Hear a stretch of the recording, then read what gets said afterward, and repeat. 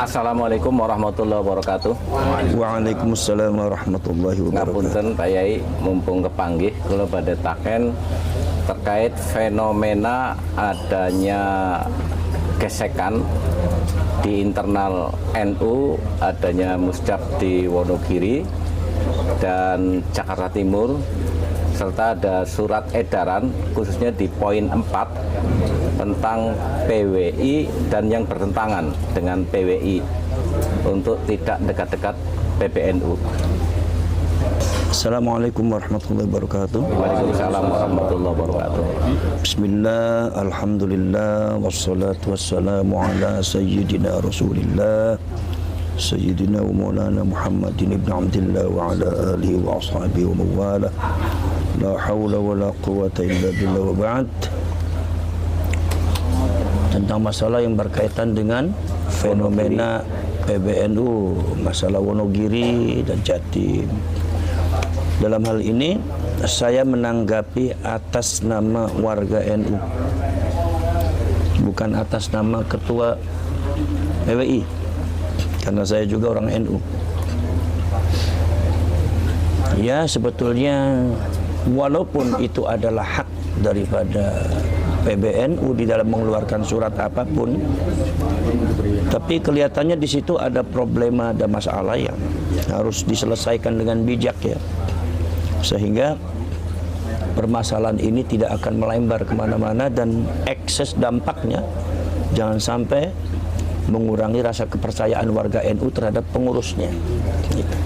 Sebab kalau seumpama warga NU sudah meninggalkan pengurusnya, ini adalah merupakan presiden buruk bagi NU. Artinya baru kali ini ada satu gesekan antara warga NU dengan pengurusnya, khususnya PBNU. Bagi saya, yang saya amati itu cuma satu saja. Sekarang ini ada fenomena di mana terjadi kesenjangan antara pengurus NU, khususnya PBNU, dan warganya. Ada satu kesenjangan ya, kita mau tidak mau kita harus akui ya sebenarnya, bahwasanya apa yang dilakukan oleh pengurus NU dan PBNU ini banyak tidak diapresiasi oleh warganya. Apakah itu masalah yang berkaitan dengan pencangkokan nasab Ba'alwi, atau masalah yang berkaitan dengan polemik nasab, itu kan masalah orang NU juga kan, karena yang mengapresiasi Habaib dan Ba'alwi itu orang NU. Kemudian yang berkaitan dengan penyelewengan, pembelokan sejarah Nahdlatul Ulama yang sampai terbit ada di NU online. Kemudian juga ada beberapa pemalsuan makam, termasuk juga pembelokan nama-nama leluhur, khususnya yang berkaitan dengan para aulia zaman dahulu. Itu kan merupakan tugas daripada warga NU yang bersentuhan langsung dengan warga NU, sehingga yang merasakan itu semua adalah ya warga NU. Jadi itu masalah yang berkaitan dengan itu sudah beberapa tahun ini memang kurang diapresiasi oleh pengurusnya ya. Artinya beberapa dekade tahun ini bahwasanya pengurus NU dan PBNU terlalu politis ya. Artinya banyak membahas yang berkaitan dengan politik ya.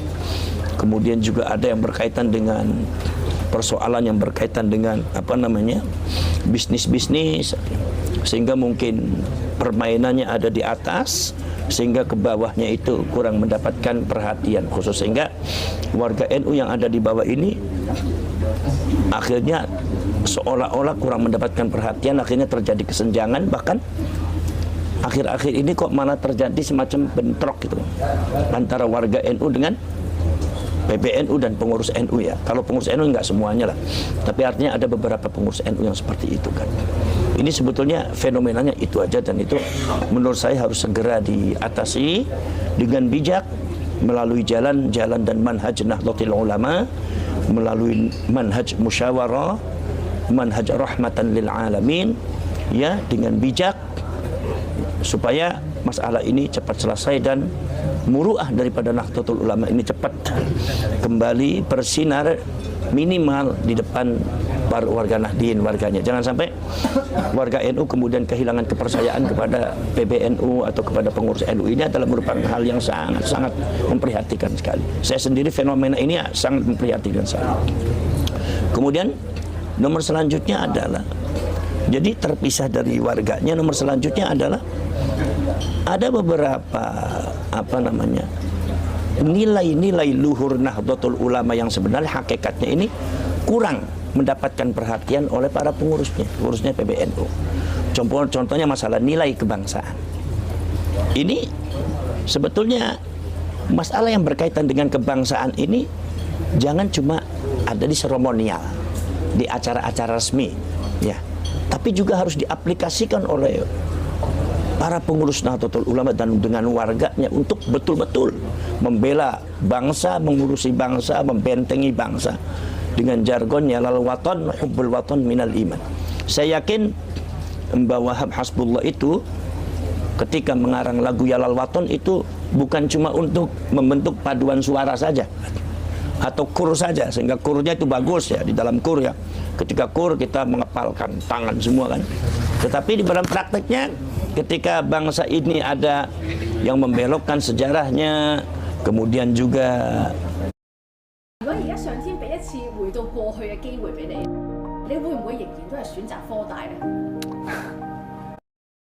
harga diri bangsa ini kemudian ada yang mempecundangi, ada yang meremehkan, ada yang menginjak-injak, kemudian juga presidennya juga dijatuhkan harga dirinya.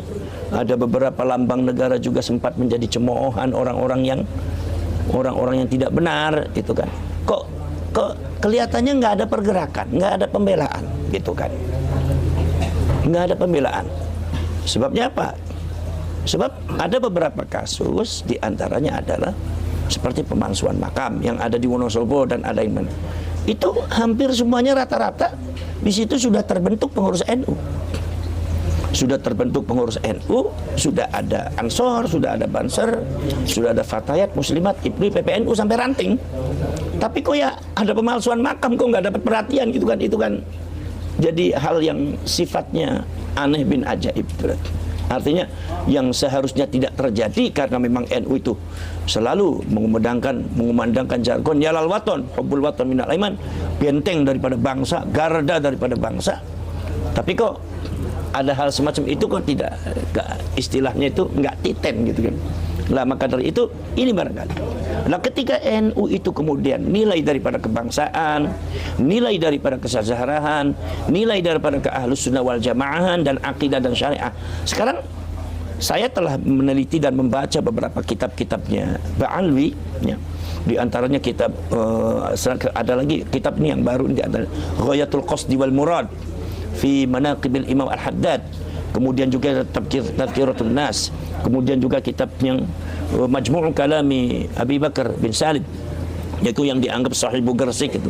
Kemudian juga ada beberapa kitab yang lainnya, sangat banyak sekali, itu di mana ajaran-ajaran mereka itu ternyata sangat bertentangan dengan Ahlus Sunnah wal Jamaah. Itu artinya berarti bertentangan dengan Nahdlatul Ulama, dan itu mereka doktrinkan di warga NU.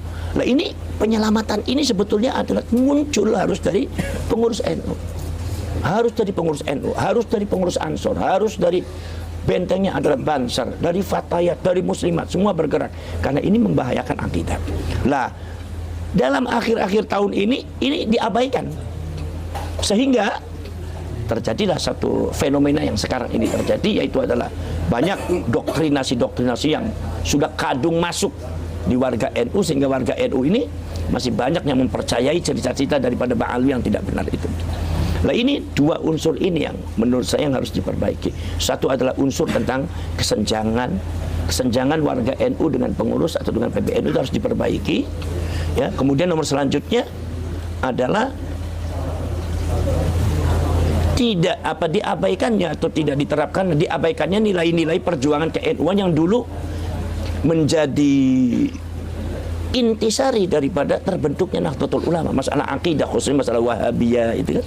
Bukan Wahabiyah saja, pokoknya akidah Ahlus Sunnah wal Jamaah. Ya, madzhabul arba'ah. Itu yang bertentangan dan itu ya kita harus mampu melawannya, dan kita harus mampu membersihkan warga NU dari akidah yang sesat dan sesat, apalagi syariat dan paham-paham doktrin yang tidak benar. Ya, lah kemarin itu sudah ada seperti itu. Ketika terjadi masalah Ba'alwi, ternyata PBNU itu bukan mengapresiasi bagaimana warganya, bukan mengapresiasi daripada warga NU-nya, tapi justru melakukan tindakan-tindakan yang menurut saya kurang bijak dan kurang aspiratif, ya, kurang aspiratif terhadap warganya, ya. Apalagi terjadi lagi kasus Wonogiri, itu menambah kesenjangan lagi, itu bertambah lagi. Kemudian juga yang terjadi di Jakarta Timur, ya, Jakarta Timur, itu juga itu menambah kesenjangan lagi. Apalagi sebelumnya adalah tidak mengapresiasi hasil kajian ilmiah Kiai Imaduddin Al-Bantati, di mana beliau itu adalah kader, termasuk kader terbaik daripada Nahdlatul Ulama.